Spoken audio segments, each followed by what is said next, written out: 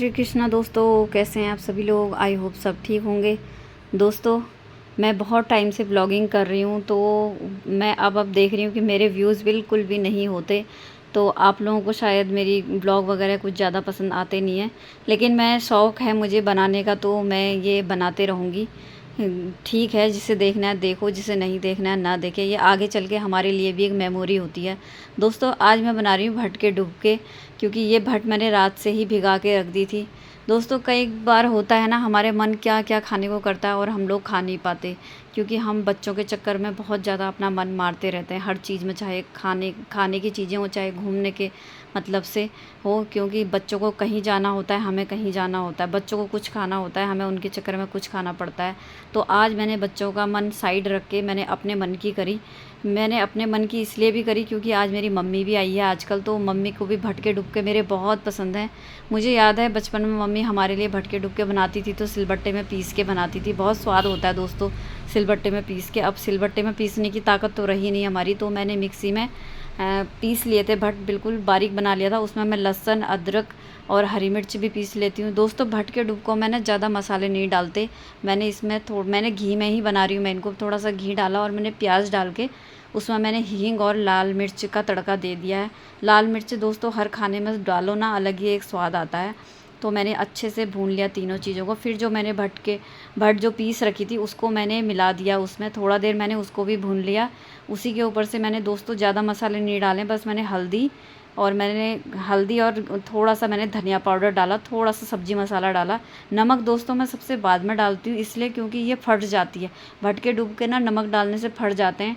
यही खासियत है कि डुबकों में नमक सबसे लास्ट में डाला जाता है, जब हम कढ़ाई बिल्कुल बंद करने वाले होते हैं गैस को। जब वो कंप्लीट पक जाते हैं तब जाके उसमें नमक डाल के गैस को बंद करा जाता है।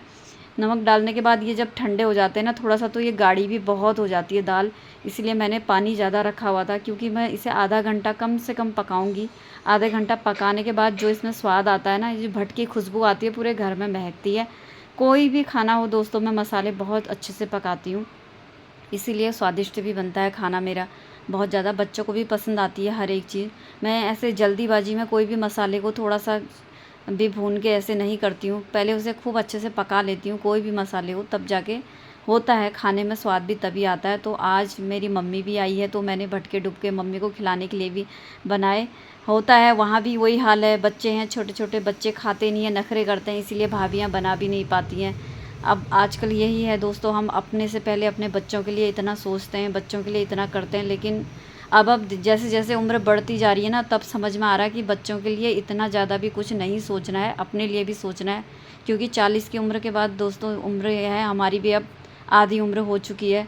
धीरे धीरे हम भी अपनी बुढ़ापे की ओर कदम रख रहे हैं। बूढ़ी तो मैं वैसे अभी होंगे नहीं, जब तक मैं अपनी दोनों बेटियों की शादी नहीं करूँगी मैं तब तक बूढ़ी नहीं होंगी। लेकिन फिर भी होता है कि उम्र अपनी जा रही है, अब आ नहीं रही है। 40+ होने के बाद उम्र जाती है, आती नहीं है। इसमें दोस्तों देसी घी डालो ना, स्वाद ही कुछ और है। ये घी भी मेरे घर का ही है। थोड़ा बहुत जितनी भी मलाई निकलती है तो मैं उसको अच्छे से बचा करके फ्रीजर के अंदर स्टोर करके, इतना घी मेरा निकल जाता है कि मेरी रोटी मैं बिना घी के नहीं खाती हूँ। और कभी कभी जैसे झोली बनाओ या कभी डुबके बनाओ तो उसमें घी ऊपर से डालो ना, उसका स्वाद ही कुछ और होता है। मम्मी थी ऊपर कमरे में, क्योंकि मम्मी के कमर में है मेरी दर्द, उसकी रीढ़ की हड्डी का ऑपरेशन हुआ है, तो डॉक्टर ने जीना चढ़ने को मना किया है। सीढ़ियाँ मेरी मम्मी ज़्यादा चढ़ती नहीं है। मैं मम्मी को तीनों टाइम का खाना ऊपर ही दे आती हूँ। तो मम्मी के लिए मैंने खाना बना के रेडी कर दिया है। मेरे हस्बैंड भी आ चुके थे। मम्मी को मैंने बोला मम्मी भटके डुबके हैं बने। आज मम्मी खुश हो गई बहुत ज़्यादा, और मम्मी को खा के बहुत स्वादिष्ट भी लगे, बहुत अच्छे भी लगे।